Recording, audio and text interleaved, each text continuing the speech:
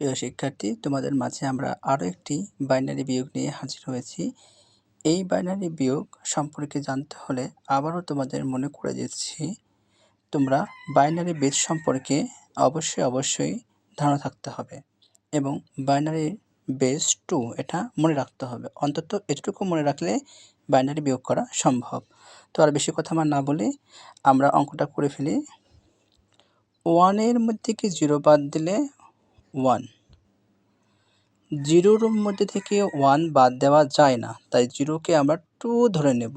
এই 2-এর মধ্যে কি 1 যদি আমরা বাদ দিই তাহলে 1, এবং এই 2 ধরার কারণে আমাদের এখান থেকে 1 এখানে 1 হবে, 0 তখন হয়ে যাবে কত 1।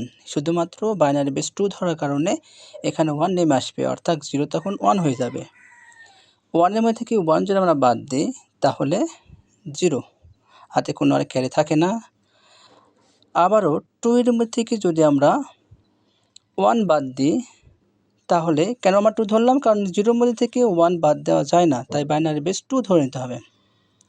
এবং এই 2-এর মধ্যে থেকে 1 যদি আমরা বাদ দিই 1, আর এখানে আমরা যে ধরেছিলাম 2 বাইনারি বেস, তাই এখান থেকে 1 আমাদের সামনে এখানে নিচে 1 নেমে আসবে, এবং এই 1-এর মধ্যে থেকে 1 যদি আমরা বাদ দিই তাহলে বসবে 0। তো শিক্ষার্থী, অবশ্যই শিক্ষা বিষয়ে যে কোনো তথ্য পেতে আমাদের চ্যানেলটা অবশ্যই সাবস্ক্রাইব করে রাখবে এবং আমাদের কমেন্টে জানিয়ে দেবে। বাইনারি আরও অসংখ্য বিয়োগ তোমাদেরকে শেখানো হবে সহজ পদ্ধতিতে।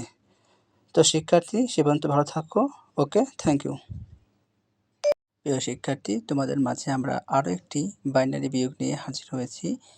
এই বাইনারি বিয়োগ সম্পর্কে জানতে হলে আবারও তোমাদের মনে করে দিচ্ছি, তোমরা বাইনারি বেস সম্পর্কে অবশ্যই ধারণা থাকতে হবে এবং বাইনারি বেস 2 এটা মনে রাখতে হবে। অন্তত এটুকু মনে রাখলে বাইনারি বিয়োগ করা সম্ভব। তো আর বেশি কথা আমার না বলে আমরা অঙ্কটা করে ফেলি। 1-এর মধ্যে কি 0 বাদ দিলে 1, 0-র মধ্যে থেকে 1 বাদ দেওয়া যায় না, তাই 0-কে আমরা 2 ধরে নেব। এই 2-এর মধ্যে থেকে 1 যদি আমরা বাদ দিই তাহলে 1, এবং এই 2 ধরার কারণে আমাদের এখান থেকে 1 এখানে 1 হবে, 0 তখন হয়ে যাবে কত 1। শুধুমাত্র বাইনারি বেস 2 ধরার কারণে এখানে 1 নেমে আসবে, অর্থাৎ 0 তখন 1 হয়ে যাবে। 1-এর মধ্যে থেকে 1 যদি আমরা বাদ দিই তাহলে 0, হাতে কোনো আর ক্যারি থাকে না। আবারও 2-এর মধ্যে থেকে যদি আমরা 1 বাদ দিই